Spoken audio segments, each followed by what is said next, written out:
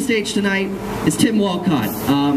You may not know the name if you've been around the Soapbox for a little while, because he's old school Soapbox. This is going way back Soapbox, and this man is a little too funny for his own good, and you're gonna find out that right now. Yeah, he moved up Central California-ish, Napa, and yeah, he's in town. We made it work, and he is about to bring the funny, everybody. So without further ado, welcome to the stage our feature performer, Tim Wolcott. Gravity was almost a factor there. Give it up for Jason Brain, everyone. I gotta say, I have spent I left Soapbox in October of 2008, and I've spent the interim time looking for an open mic as badass as this one. So give it up for Jason Brain, and give it up for yourselves, all right? It's good to be back. It's good to be back. I was a little nervous about coming back. I messed up this morning. I used curly hair shampoo in my straight hair, but thus far, it's going all right. So I think it's going to be all right. But it's Thursday night at the Soapbox. You guys fired up? You guys excited? Yeah. Yes! Let me hear some noise! All right, that was a good effort. That was a good effort, but we're going to try it one more time. I said it's Thursday night at the Soapbox, live right off of Ventura Boulevard. Make some noise! All right, I admit, maybe my standards are a little high, and at this point I'm going to blame myself. Because I admit I had a better entrance planned for you guys tonight. Maybe with the better entrance you'd be more excited. I'll tell you, I'll walk you through what would have happened. It would have started much the same way. Jason Brain would have been up here, he would have been. And now, give it up for Mr. Boone. Lights go out. And suddenly 2 mermaids bathed in blue rise from the fountain, singing as it's never been sung before in perfect a cappella harmony. That Chicago Bulls entrance music from back in the 90s, you guys know what I'm talking about? That shit was hot, right?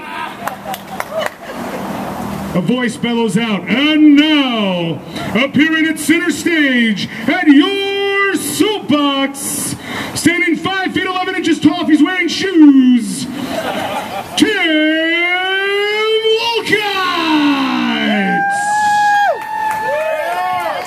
Oh, you guys think I'm done? Fuck that, I'm just getting started. Spotlight to me, standing on the T in first, wearing the posing pouch and cape of every man in 300, with a bright red T painted across my chest. T for Tim. And with a horrifying yell, because I'm more than a little afraid of heights, I leap from the T, and on a pre-strung zip line from there to here, I plummet towards the stage, and as the mermaids reach a crescendo, I crash into the stage, which erupts into a display of fireworks and pyrotechnics, the likes of what to make the 4th of July go, hey, what's going on over there? And as the smoke clears, you see me, now dressed in my ever-present Target-inspired yet thrift store-purchased attire. I'm dancing in the smoke with the ghost of George Carlin. He's singing along, one bright morning. And as I finally turn towards you, the audience, I bellow in the voice of a horny angel, I am Tim Wolcott! But we couldn't get the rights to the Bulls music. So, ta-da! I'm Tim, everybody. No covers here. So now it's time to talk about myself. I've gotten to the point in my life where I realized I've done some growing up recently. I've realized I've gotten to the point where if there's issues in my life I'm still dealing with, that's on me now, you know? I'm at the age where I can't blame my man boobs on my mom anymore. That's on me now. So I've been making an effort, putting in some time, doing some work, eating right. In fact, I gotta say, since I started doing comedy in January of 2008, I'm down from 400 plus to yesterday I weighed in at 248. Yeah! Yeah, thanks. That's applaudable. I appreciate that. The biggest moment I had when I knew things were going right for me, I was in the shower, and I looked down, and there it was. I saw it. I saw my penis! Because let's face it, my penis had been more like an unconfirmed rumor since like junior year of high school. We'd always had more of a miracle worker sort of relationship. My penis was always like, sex! I was like, close enough. Close enough. But I looked down, I was like, what up, penis? And my penis was like, do I know you? Damn it, so close. I was like, come on, penis, either you're getting bigger or I'm getting smaller. My penis was like, why can't it be both, baby? I don't know why my penis is Louis Armstrong in this joke.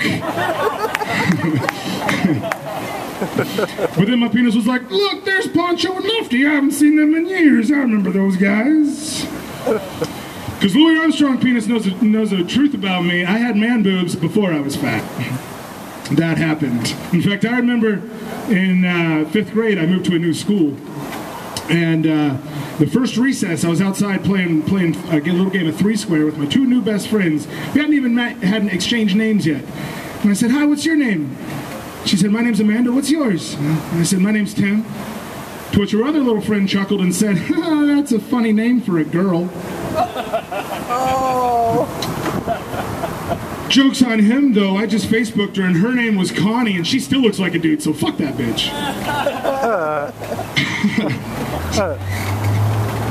I do have, having the, and now I'm getting to the point with the awkward, like, loss of fat, so extra flab, like, it's gotten me into a really egotistical quandary in my life, because on one level, I do still have man boobs, and that sucks. But on the other level, I would like to keep them perky and fresh for my friends. You know what I mean? That would be nice. So I think, and part of my growing up, I've come to realize the things that I don't understand, the things that I think aren't fair in life, like orgasms between men and the differences in orgasms between men and women. Because here's a fact: a woman can never be early to an orgasm. It's not possible. When a woman gets to an orgasm, it's either right on time or super late. It's either right on time or super late. It's not fair. No matter how long you've been going at it, for just a few minutes, a half hour, it's right on time. Past that, it's probably late. It's probably late past that. Now let's switch it around. Let's speak in hypotheticals here. Let's say a young man goes out for a night on the town, and at the end of that night, he ends up with some young tequila wannabe right in his face. And since that's not a situation that this young man finds himself in on every occasion, and he really likes the fact that this young tequila wannabe is right in his face, he's super excited. So in a moment of passion, when her hair brushes Tim's Wolcott, if you know what I mean, and he blasts all over her back, that is way too early. Way, way too early. You don't even get a phone call in that situation. Hypothetically. Hypothetically. So the one thing I have figured out, though, is in my growing up process, I have come to the realization, men, it's important, manscape. All right? It's important. Do what you got to do. Shave, wax. It's important, all right? I'll admit, this is a recent development. This isn't something I've always embraced. I'll walk you through what happened with the confirmation, the switch. I recently got a tattoo. And in preparation, so that the tattoo artist wouldn't use that single blade bic on my man boob, I prepped the quadrant. You know what I mean? I got it clean here. And I'm standing there looking in the mirror, and turns out it looks really weird when you just mow the front quarter of the lawn. It's not a good look. So I did what had to be done, and I cleaned everything up just for aesthetic purposes, you know.